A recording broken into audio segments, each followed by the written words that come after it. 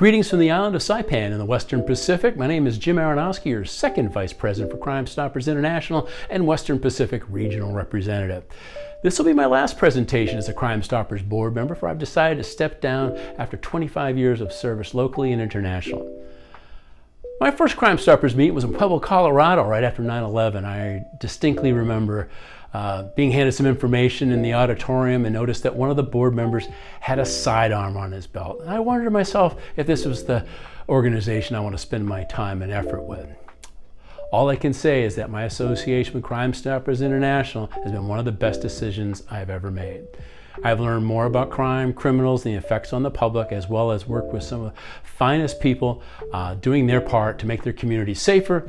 And I encourage each of you to continue to work to help prevent crime and solve crime globally. The world needs organizations like Crime Stoppers International and your local programs more than ever. I'm here to announce the Coralie Wagner Memorial Award. This prestigious award is for those making a profound contribution to Crime Stoppers through outstanding performance and commitment, personifying a spirit of community cooperation and demonstrating qualities of leadership on a local, national, and international level. This year's recipient has met all those requirements. This individual is described as a leader, visionary, passionate, enthusiastic, courageous, and innovative.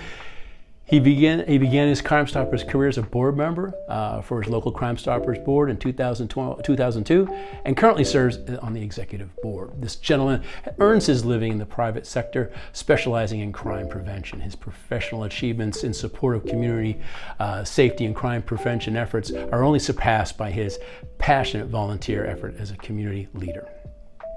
This awardee has been involved in numerous community awareness programs, including Cash for Guns, Contraband Tobacco, Student Crime Stoppers, Retail Crime Stoppers, and Crime Does Not Fly Here, my favorite, among many others.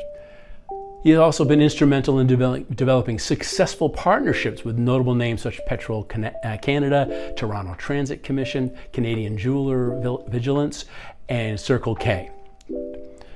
The recipient has worked with a local marketing agency to improve the brand recognition for their local program, to build community trust, and to motivate citizens to contact Crime Stoppers on crimes that they know about.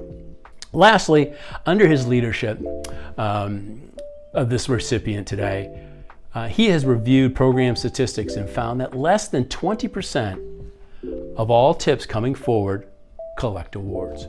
He's also determined that 50% of online tipsters have selected no when it comes to wanting to get notified of an award. With this data, he worked to change the business model of the program, no longer awarding individuals, but using the money to invest in community involvement initiatives. The end results were astounding. Since 2020, here are some stats. 116% increase in arrest. Over 2,700% increase in property saved. Over 4,300% increase in tips that led to illegal firearms being taken off the street. These stats are nothing more than impressive to any standard. Here's a man who has had the courage to take and change and improve upon an established system and make it better for his community. Make it work for his community. He took the risk and sought creative and innovative ways to keep the community safe and won big. Please join me in congratulating this year's Coralie Wagner Memorial Award recipient from the Toronto Crime Stoppers, Sean Sportum. Congratulations, Sean, and the Toronto Crime Stoppers and your community. Today, you have truly something to be proud of.